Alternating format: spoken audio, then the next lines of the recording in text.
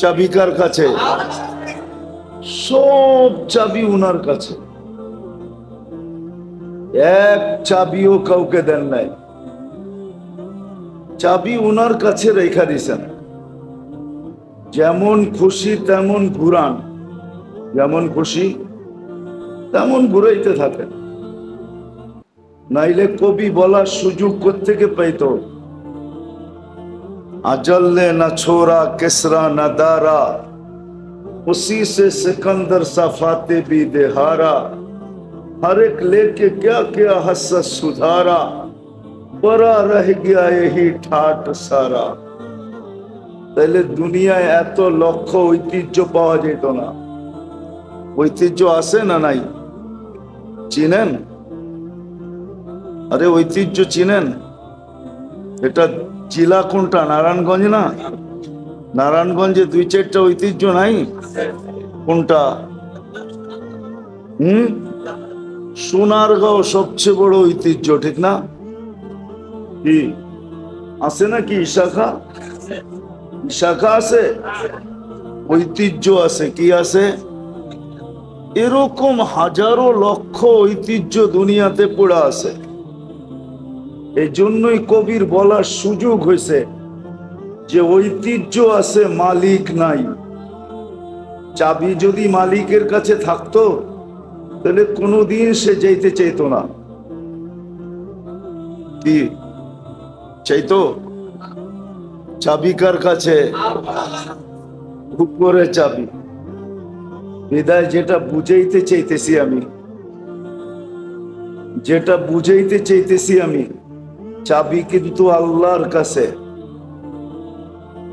যদি মনোযোগ দিয়ে না শুনলাম আর কথাগুলা দিলে যদি না গাতলো, তাহলে জীবনের চাবি আমাদের কাছে না, জীবন কিন্তু কেটে যাবে। জীবনটা কেটে যাবে। একদিন আপনি আর আমি মৃত্যুর কোলে ঢলে পড়ব, কিন্তু প্রশ্ন উত্তর জায়গাটা জায়গায় থেকে যাবে।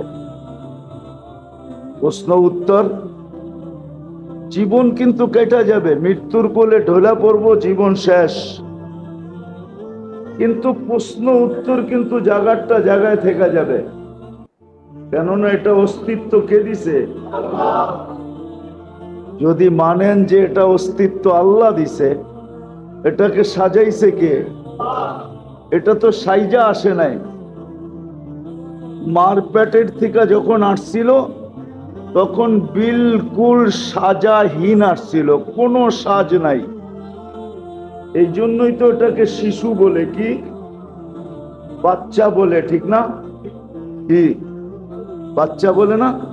শিশু বলে, বাচ্চা বলে, ঠিক না? কোনো সাইজা আসে নাই।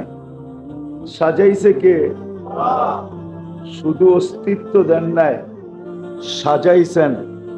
শুধু সাজান নাই, যতদিন আছি অতদিন 24 ঘন্টা রক্ষণাবেক্ষণ কে করতেছেন? 24 ঘন্টা রক্ষণাবেক্ষণ কে করেন? 24 ঘন্টা নুন কার খাই? কিন্তু প্রশ্ন করেন নিজেকে যে আমি গুণ কতটুকু গাই। যুবকদেরকে বলি, প্রশ্ন করো নিজেকে যে আল্লাহ যে 24 ঘন্টা আমাকে নুন দেন, নেয়ামত দেন, আর আমি 24 ঘন্টা ভোগ করি, 24 ঘন্টা ভোগ করি। একটা উদাহরণ দিলে বুঝে আসবে কি জানি না। কয়েকদিন আগে না প্রচন্ড গরম ছিল, গায়ে লাগলে মনে হতো আগুন লাগছে, ঠিক না? তাপমাত্রা 50-এর কাছাকাছি চলে গেছে, 40-45 পর্যন্ত চলে গেছে, ঠিক না? সত্য তো?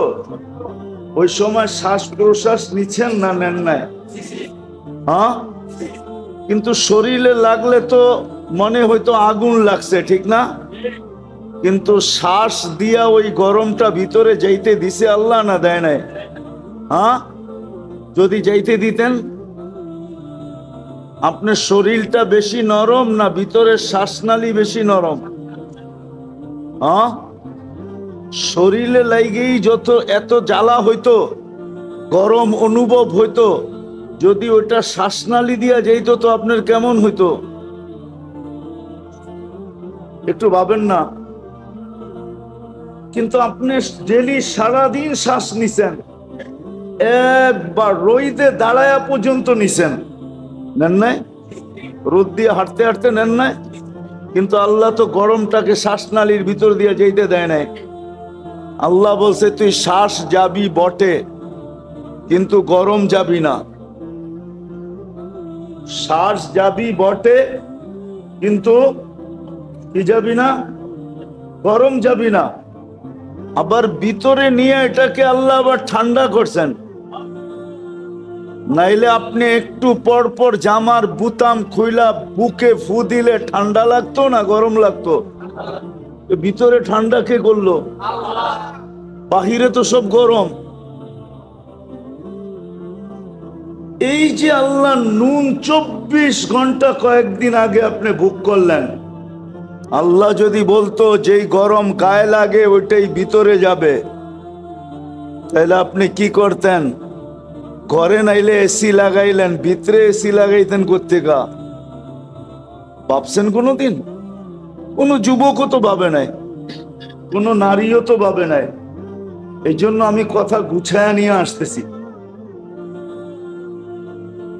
24 ঘন্টা আল্লাহর নেয়ামত ভোগ করি, কিন্তু গুণ কতক্ষণ গাই? কতক্ষণ গুণ গাই বলেন? তার তুলনায় গুণ কতক্ষণ গাই? কতবার ডেলি আল্লাহ বলি, কতবার ডেলি আল্লাহকে ডাকি বলেন? চুপ আছেন কেন? এইখানে তো একজনও হবে কিনা জানি না ডেলি 200 বার আল্লাহ বলে। আমি কমায়া দিলাম যে 200 বার ডেলি আল্লাহ বলে, কিন্তু শ্বাস প্রশ্বাস তো নেয় 1,60,000 বার। অক্সিজেন তো নেয় ডেলি 550 লিটার। আল্লাহ কিডনিকে ডায়ালিসিস করেন ডেলি কুদরত দ্বারা 36 বার। হ্যাঁ, চোখ দিয়া যখনই দেখি তখনই 26 কোটি ক্যামেরা কাজে লাগায়া দেখি। যুবকরা যখনই দেখে, যেদিকেই দেখে 26 কোটি ক্যামেরা দিয়া দেখে। 13 13 26, 26টা না, 2600 না, 26,000 না, 26 লক্ষ না, 26 কোটি ক্যামেরা দিয়া দেখে। যখনই খায় 4 বার চেকিং করায়, যখনই পান করে তখনই 4 বার চেক হয়। যখনই খায় বা পান করে 4 বার চেকিং হয়। কয়বার? নাক মুখের কাছে নিতেই নাক প্রথমে গ্রান চেক করে ফেলে যে ঠিক আছে কিনা। সত্য তো? জিহ্বাতে লাগানোর সাথে সাথে স্বাদ চেক করে ফেলে, স্বাদ ঠিক আছে কিনা। কামড় দেওয়ার সাথে সাথে দাঁত চেক করে কোন পাথরের কণা আছে কিনা। চতুর্থ আবার জিহ্বা চেক করে যে ভিতরে কোনো চুল আর আঁশ জাতীয় যাইতেছে কিনা। এই জন্য খাওয়ার ভিতরে একটা চুল দিয়া দেখবেন, মুখে দেওয়ার লগ লগ জিহ্বা ওইটা খুঁজা বাইর করে ফেলবে না? বাইর করে না? মনে হয় আপনাকে ওগুলা করে না, ঠিক না? তাহলে কে করায়? ডেলি নুন কতটুকু খাই, নুন কতটুকু গাই? এজন্য আমার একটা কথা মানেন, ভালো মতে কান দিয়া শোনেন, কিন্তু যে আল্লাহ মুসলমানের ঘরে আমাদেরকে অস্তিত্ব দিছেন নিজের পছন্দে। কার পছন্দে? আপনি নিজের পছন্দে মুসলমানের ঘরে আসছেন? নিজের পছন্দে মানুষ? আপনি কার পছন্দে মানুষ? মুসলমানের ঘরে কার পছন্দে? উম্মতে মুহাম্মদী কার পছন্দে? আপনাকে পছন্দ কে করছে? আল্লাহর পছন্দের কোনো দাম নাই। দুনিয়ার প্রধানমন্ত্রী যদি পছন্দ করে এটার যদি ভ্যালু থাকতে পারে, প্রেসিডেন্ট পছন্দ করলে যদি এটার ভ্যালু থাকতে পারে, সমাজের বিত্তবান ব্যক্তি যদি পছন্দ করে এটার যদি ভ্যালু থাকতে পারে, তাহলে আল্লাহ যে আপনাকে তিনবার পছন্দ করলো এটার কোনো ভ্যালু নাই? ভ্যালু বোঝেন তো? কোনো মূল্য নাই, কোনো দাম নাই।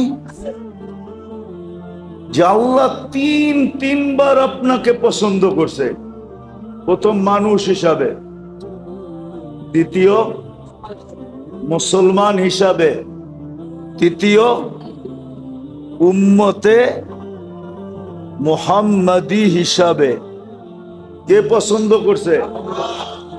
হ্যাঁ, আল্লাহ পছন্দ করছে। কয়বার? তিনবার পছন্দ করছে আপনাকে। কোনো ভ্যালু নাই।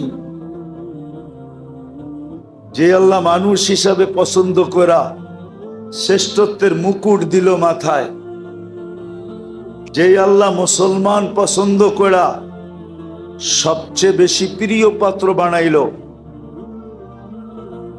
সবচেয়ে বড় প্রিয় পাত্র বানাইল, এটার কোনো ভ্যালু নাই। তৃতীয় উম্মতে মুহাম্মদি বানায়া সমগ্র উম্মতের রাজা বানায়া দিল। রাজা, আপনি সমস্ত উম্মতের রাজা।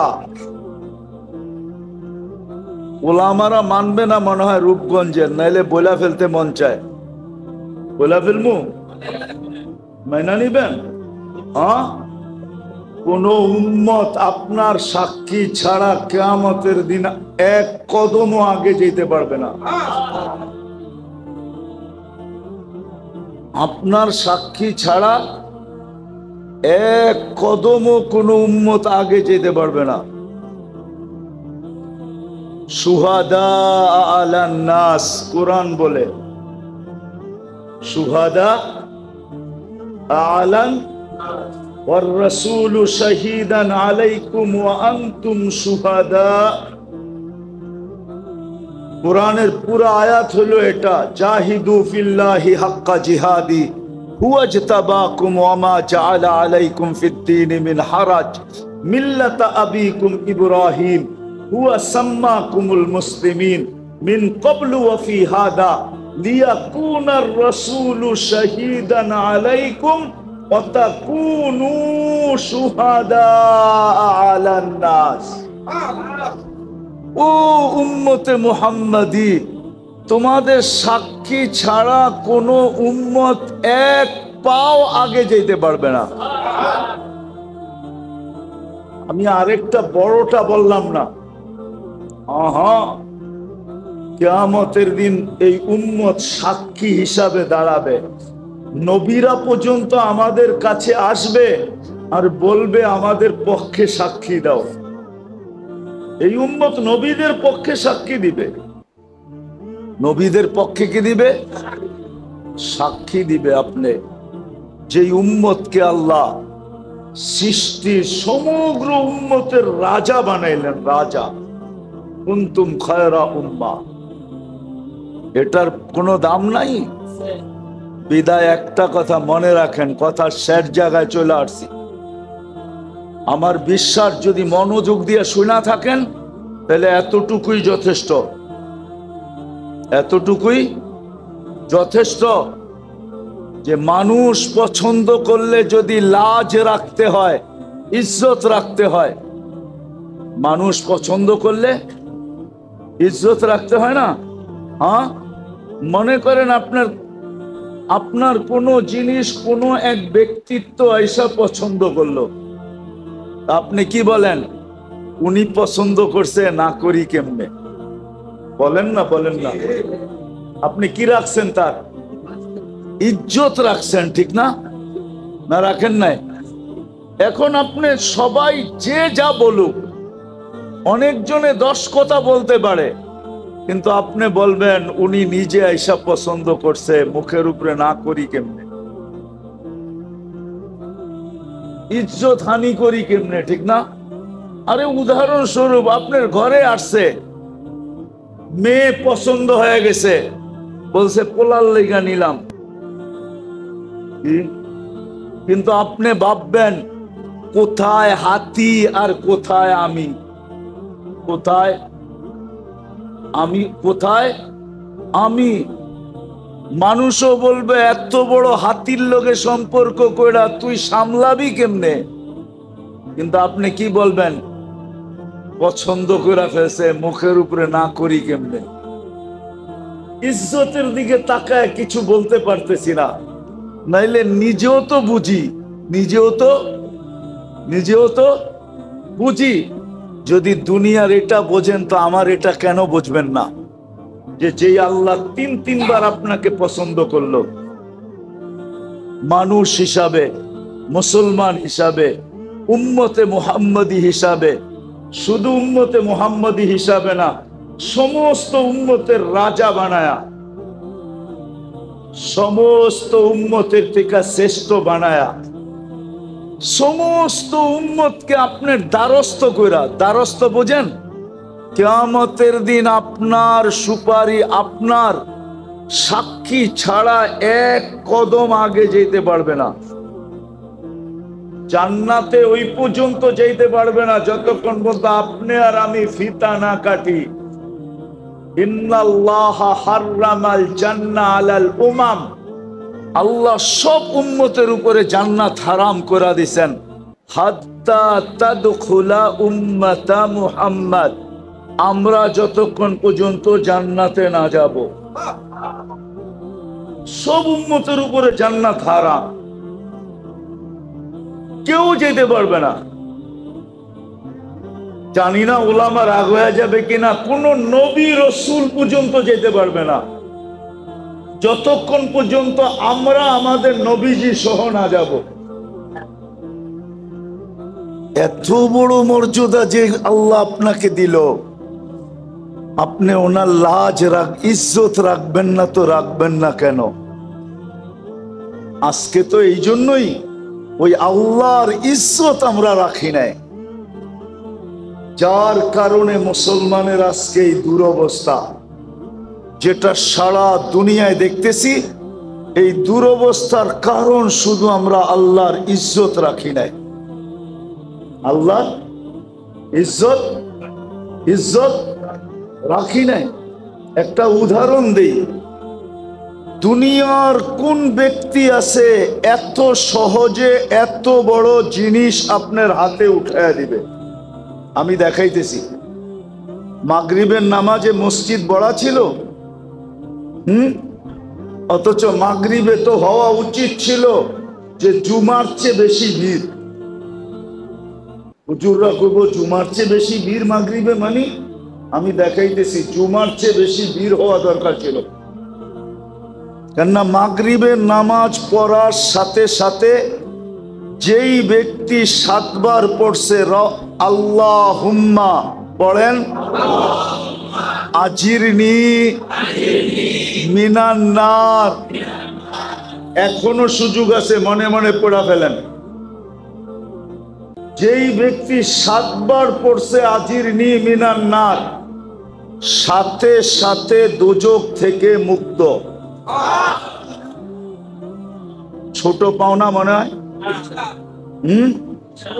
কি দোজখ থেকে মুক্তি।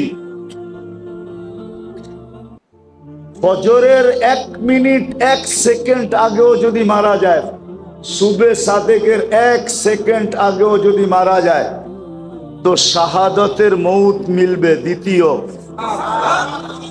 কি মিলবে? কি মিলবে? শাহাদতের মৌত। এই জন্যই তো আমি বলি ওলামারা মনে হয় আমার কথা মানবে না, কিন্তু আমি তো কাগজ লোগো নিয়ে আসি নাই, কিন্তু প্রমাণ দিতে পারি। এই জন্যই আমি বলি যে এই উম্মতের স্বাভাবিক মরার কোনো সুযোগ নাই, যদি সে একটু সতর্ক থাকে। স্বাভাবিক মরার কোনো, স্বাভাবিক বুঝেন, স্বাভাবিক ভাবে মরার কোনো সুযোগ নাই। কেননা এই উম্মত যদি একটু সতর্ক থাকে, যখনই মরবে শাহাদাতের মউত মরবে। কেন জানেন? এই উম্মতের জন্য শাহাদাতের প্রকার হলো 56টা। কয়টা? কয়টা? আবার বলেন। মানে হুজুর আগ করে রয়েছে যে কয় কি? আমার কাছে দলিল আছে, দরকার হলে নিয়ে যায় না আমার কাছে, আমি একবারে কপি করে পাঠায় দিব, কোনো অসুবিধা নাই, প্রমাণ সহ। 56 প্রকার শহীদ, 56টা প্রকার হলো এই উম্মতের জন্য শাহাদাতের। বলেন ওই উম্মত স্বাভাবিক মউত মরে কি করে? কিন্তু শর্ত হইলো একটু সতর্ক হইতে হবে, একটু। এইরকম যেরকম দেখাইলাম মাগরিবের পরে খালি নামাজটা পড়বো 7 বার আল্লাহুম্মা আজিরনি মিনান নার পয়রা একটা মুস্কি হাসি দিয়া বেরিয়ে যাব। সবাই যদি বলে হাসি দিলি কেন? কয় কাম কইরা লাইছি, কাম কইরা ফেলছি, কাম হয়ে গেছে, দোজখ থেকে মুক্তি। সুবে সাদেকের 1 সেকেন্ড আগেও মরলে শাহাদাতের মউত। তৃতীয়, যে শাহাদাতের মউত মরবে সে যাবে কোথায়? তাইলে জান্নাতের প্রবেশপত্র। এত সহজে এটা দেওয়ার কে দিবে? কিন্তু মাগরিবের নামাজের পরে মাগরিব পড়া 7 বার পড়লে আল্লাহ দেওয়ার জন্য প্রস্তুত। আল্লাহ দেওয়ার জন্য প্রস্তুত। এই জন্যই বলছিলাম মাগরিবে জুমার চেয়ে বেশি ভিড় হওয়ার কথা ছিল। কেননা জুমা পড়লে এরকম কোন ফজিলত, জুমার ফজিলত আছে মানি, কিন্তু যেটা শুনাইলাম এরকম কোন ফজিলত নাই। আছে নাকি? বলো পোলামা, জুমার ফজিলত ভিন্ন, কিন্তু এরকম না যেরকম মাগরিব পড়া 7 বার পড়লে যেই ফজিলত বললাম, এরকম না। তাহলে জুমার চেয়ে বেশি ভিড় হওয়ার কথা ছিল কখন? আবার জুমার চেয়ে বেশি ভিড় হওয়ার কথা ছিল ফজরে। ফজরে যে নামাজ পড়বে আর 7 বার পড়বে আজিরনি মিনান নার, আল্লাহুম্মা আজিরনি মিনান নার, যে পড়বে সূর্য ডুবার 1 সেকেন্ড আগে মারা গেলেও শাহাদাতের মউত, জাহান্নাম থেকে মুক্তি, জান্নাতে ঢুকার প্রবেশপত্র। কিন্তু মাগরিবে যা হয় হয়, ফজরে তো 10 ভাগের 1 ভাগও হয় না, কোনো মুসল্লি হয় না। হয়? বহুত মসজিদ আছে ইমাম আর মুয়াজ্জিন দেখতে দেখতে দেখতে সূর্য উঠার 10 মিনিট আগে পড়ে, চল ছোট চূড়া দিয়ে পড়া ফেলি, আর কেউ আইব না, ঠিক না? এরকমই তো।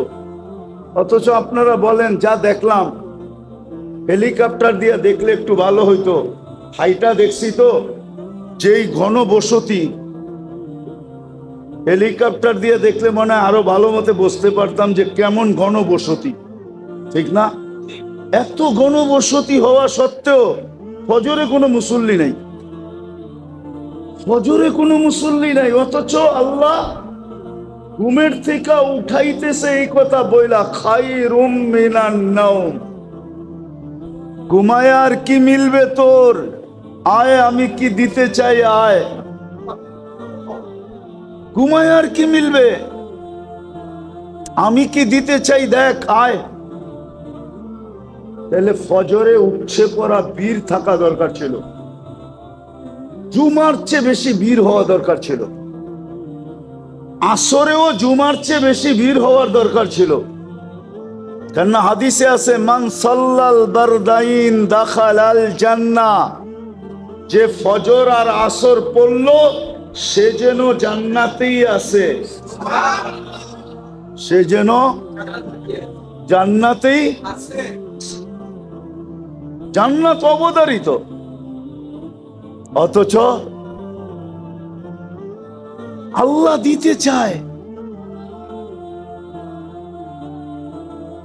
তো মেরে দোস্ত, আজকে যে আমাদের দুরবস্থা শুধু আল্লাহর ইজ্জত না রাখার কারণে।